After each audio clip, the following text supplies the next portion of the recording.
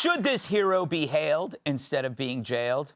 Sadly, New York says you better refrain from protecting victims on a train. Yeah, welcome to New York, where your dreams become nightmares and your nightmares become reality. True, if you can make it here, it's probably because you can make a shiv out of a toothbrush.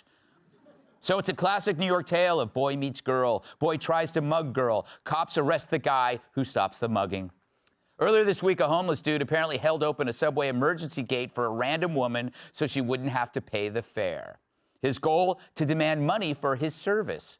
She didn't pay him, so he tried robbing her. Then another man notices this, pulls out a gun to scare the attacker away.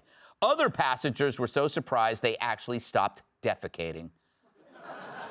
The homeless man wouldn't budge, so the gunman ends up firing 2 warning shots before the homeless thug finally gives up and leaves for his dinner date with AOC. So the woman was saved and nobody got hurt. The train station got a few bullet holes, but that could only be an improvement. But now the man who stopped the mugging has been arrested. Now, the guy in charge of New York's subway system said, quote, "We don't tolerate this kind of conduct in NYC transit, period." Well, I think I speak for millions of New Yorkers when I say there's a guy in charge of the subway system. So apparently assaulting women is fine, but fire warning shots to save someone. They'll have you in jail faster than you can say Daniel Penny. The homeless creep was known to police for being a, quote, constant problem. Wow, he's a looker. Dagan.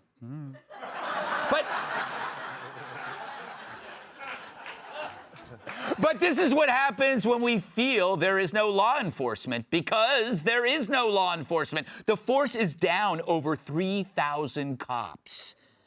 And the ones there have their hands tied. So we got a shortage of cops, a surplus of crazies, and Democrat leaders whose policies give violent nut jobs free rein. If this were Gotham City, they'd arrest Batman, use Wayne Manor to house migrants, and turn the Batmobile into a Prius. Dagan, you're from the South, so I already know this answer. Is vigilantism the answer? I wish it was. We don't call it self-defense. We call it self-help. Yes.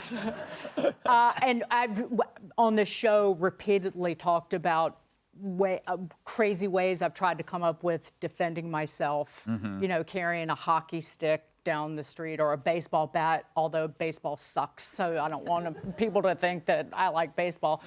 But the only way of defending like a leaf blower, you could carry a leaf blower around with you. Anything that's legal but damaging. Right, exactly.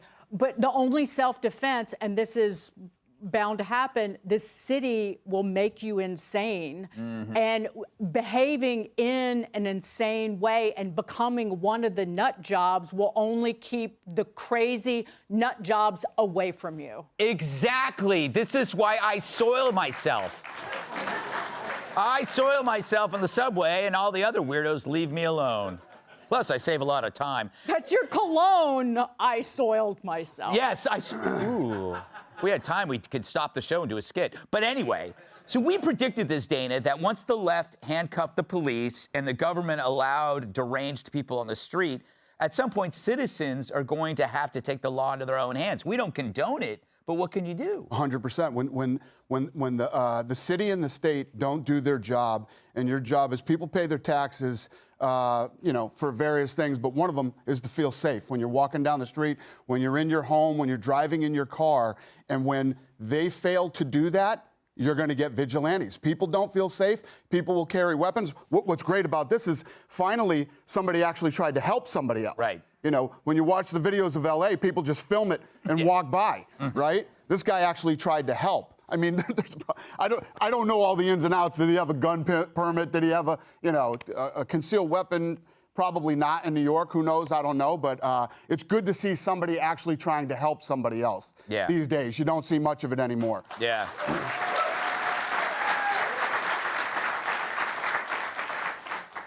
All right, Kat. How do you feel about this? Like, let's say you were the woman. Would you want... Well, I had that lady throw that knife at me when I was in LA. Oh, that's right. Yeah, this lady threw a switchblade at me in Does she know how LA. switchblades work? She threw it at me, and she said, "You crazy bitch." And I felt like she was projecting. Because she threw a knife literally at me. And I was with a couple friends, and we were like, is that a knife? I was like, yep. And then my friend kicked it away. So he's the real hero. So that she was going to go for it again. But then we walked, and there was a security guard. I was like, hey, that lady just threw a knife at me. And he was like, oh, I'm sorry, like as if I had found like a hair in my food. But then he actually went and handled it. And then by the time we got to our car, there were cops there, and they had a taser out. And I was like, because I was thinking, like, do I need to talk to the cops? And then I was like, oh, she's making a perfectly good case all on her own. Yes. But in New York, sometimes I'll see these people who are like wearing masks that I don't think are scared of COVID. Right. Like, not to profile, but I saw a guy literally on the sidewalk with a mask. I'm like, I don't think you're concerned about germs.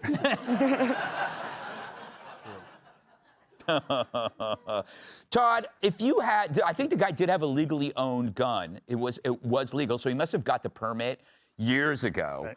And if you had a lawfully owned weapon on you and you were witnessing something like that, would you step in knowing you would be arrested?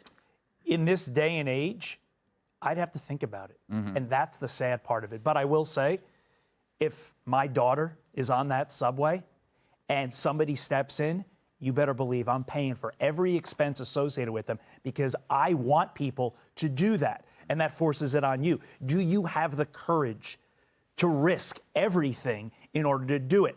I have to think that maybe 4 years ago I didn't. I think now I would, because I have 2 kids, and that changes your view of the world. Because 100%, because you know you would do anything to protect those kids, and that's somebody else's child, and that just changes the game. But all 3 parts of this story don't happen in a society where we have law and order. If there were cops on that subway, that woman doesn't jump the turnstile. That homeless guy is not down there doing whatever he's doing, harassing people. And 3, that individual doesn't feel the need to carry that gun because he feels safe in this city. And that was literally, Greg, just 10 years ago. Yeah, you know, economically, his whole grift doesn't make sense. How much is the subway right now? $2.50, right? $2.50? So is he going to get anything more than $2.50? And who's carrying, like, let me give you the 2. Yeah. Let me give you some quarters with one of those change Yeah, belts. I just don't think it works. He's not just a criminal. He's not very bright. He'll be our next mayor. All right. Up next, a soccer star spills the beans on losing to a bunch of teams. Hey, Sean Hannity here. Hey, click here to subscribe to Fox News YouTube page and catch our hottest interviews and most compelling analysis. You will not get it anywhere else.